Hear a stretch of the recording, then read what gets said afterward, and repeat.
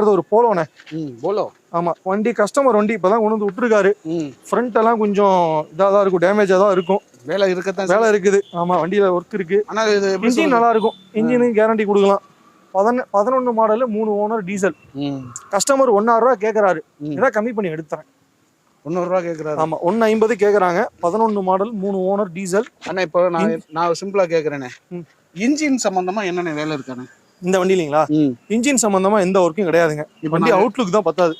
Outlook ஏன்னா நான் 100 ரூபா பார்த்துட்டு ஏன்னா இந்த வண்டி இன்னைக்கு நான் எடுக்க போனோம்னா 20 லட்ச ரூபா வரும். 15 லட்ச ரூபா வருமா? 15 லட்ச ரூபா நீ போல நிப்பாட்டிட்டான். 15 லட்ச ரூபா வரும், கண்டிப்பா வரும். இல்ல இதே செக்மெண்ட் தானே ஷிஃப்ட் 11 லட்ச ரூபா வருது. கண்டிப்பா.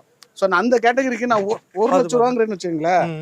நான் இன்ஜினை தவிர மத்ததெல்லாம் எனக்கு ஒன்றும் உங்களுக்கு எல்லாமே நல்லா இருக்கணும் அப்படின்னு நினைச்சீங்கன்னா சரி ஒர்க் பாத்துக்கலாம். இன்ஜின் நல்லா இருந்தா போதும்னு நினைச்சீங்கன்னா தாராளமா. சிலவங்களாம் ரெடி எல்லாம் பண்ண தேவையில்லை, ஓட்டிங் தெரியும். எனக்கு வண்டி நல்லா இருக்கும், சூப்பரா இருக்கும். பிக்கப், சஸ்பென்ஷன் எல்லாமே நல்லா இருக்கும். மெக்கானிசம் சூப்பரா இருக்கும் இந்த வண்டியில. நம்ம 25 கொடுக்கும்னு சொல்றாங்களே. 22 23 கொடுக்கும் மைலேஜ் டீசலுக்கு. ஆமா, 3 சிலிண்டர் இன்ஜின் தான் வரும். எடுத்து சும்மா லோக்கல்ல சவாரி ஓட்டிட்டாலும் அது காசு ஆகி போயிடும். உண்மைதான். 1.5 லட்ச ரூபாயில சம்பாரிச்சு தூக்கி அப்புறமா தூக்கி போட்டு போயிட்டு இருக்க வேண்டியதானே. அந்த மாதிரி மைண்ட் செட் உள்ளவங்களும் இருக்காங்க. எடுக்கிறதே எடுக்கிறோம், நல்ல வண்டியா எடுக்கணும், வேலை இல்லாம இருக்கணுங்கிற மைண்ட் செட்ல இருக்காங்க.